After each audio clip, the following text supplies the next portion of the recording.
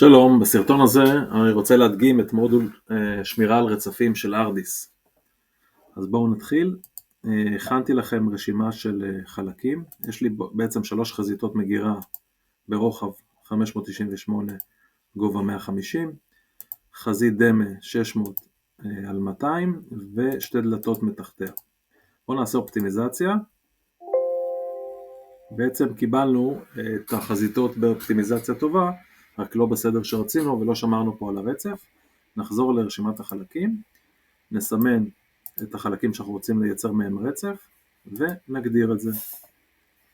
אני בעצם מושך את החזית הראשונה, מתחתיה מציב את החזית השנייה ואת השלישית, ויצרתי פה מקבץ של 3 חזיתות, אתם רואים?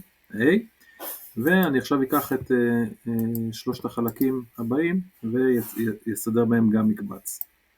אז בעצם הדמה היא ראשונה, ואז הדלתות ותחתיה. יצרתי רצף שני, ועכשיו בואו נבצע אופטימיזציה. איזה קסם, ארדי סידרה לי את זה בדיוק כמו שאני צריך, ושמרה על הרצפים. אם אתם רוצים עוד פרטים, תפנו אלינו לטלפון 077-476-12 או דרך האתר. תודה ואחלה יום.